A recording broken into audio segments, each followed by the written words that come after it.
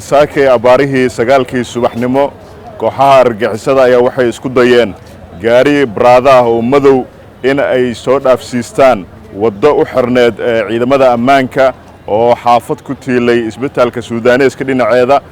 runtii waddadaas way xirneed si qarjajeex ay rabeen inay ku soo dhaafaan ciidamada ammaanka ayaa ka war helay waxaana amaantaasi mudan shacabka magaalada Muqdisho iyagu si dhow ula shaqeeya laamaha kala gedisan ee ammaanka isla markaana ku wargeliyay in gaari baraada madow noocaasi ah uu doonayo inuu isku maro waddadaasi oo xirneed isla markaana ciidamada ammaanka ee goobtaasi soo gaareen gaarigaasna isku dayeen inay istaajiyaan rasaasna ay markaasi dhaxmartay kadibna ay ciidamada ammaanka ku guuleysteen iyagoo shacabkii badbaadinaya inay goobtaasi ay ka nadiifiyaan shacabkii inta ay ku mashquulsanaayeen gaarigii oo halkaasi ku qarxay halkaasi waxaa ku dhaawacmay ilaa 4 askari oo iyagu ka hortagay inay badbaadiyaan shacabka magaalada Muqdisho ku dhaqan isla markaasna kooxahaas argagixisada la dagaalamay ee fashiliyay dhibaatadii ay la damacsanaayeen shacabka sidoo kale abaarihii 11kii ayaa kooxaha argagixisada iyagoo iska soo dhigay ciidan waxay damceen inay soo dhaafaan jagboontigan Saybiano iyagoo isku ekaysiinaya ciidamada militariga tuutihii militarigana watay ciidamada booliska ee jagboontiga joogay ayaa iyaguna ka hortagay oo la dagaalamay halkaasna waxay ku dileen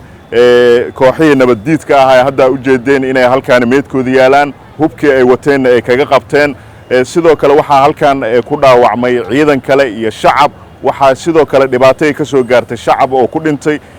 waxaana kaga dhintay ciidamada booliska hal qofood tirada marka ciidamada dhaawacantay labada dhacdo ee maanta dhacday waa ilaa iyo 6 ciidan hal askarina waa uu kaga geeriyooday Allah u naxariisto waxaan mar kale u mahad celinaynaa shacabka Soomaaliyeed sida dhow ay ula shaqeeyaan laamaha ammaanka qaybahooda kala gidisan waxaanu mar walba shacabku u sheegaynaa in wixii dhibaato ay arkaan ay la soo xiriiri karaan nambarka 991 iyagoo ku soo wargelinaya qaybaha kala gidisan ee laamaha ammaanka isla markaana ciidamaday u diyaar u yihiin in ay ku howlgalaan warbixinta iyo xogta ay ka helaan shacabka inta dhaawacantay halkan ku dhaawacantay waxaan u rajaynaynaa inuu Ilaahay caafimaad siiyo inta ku geeriyootayna naxariistii janna ayaan eebba ugu rajaynaynaa kooxaha nabaddiidkana waxaan u sheegaynaa in laamaha ammaanka ay u diyaarsan yihiin sidii ay ugu hortagi lahaayeen una badbaadin lahaayeen shacabka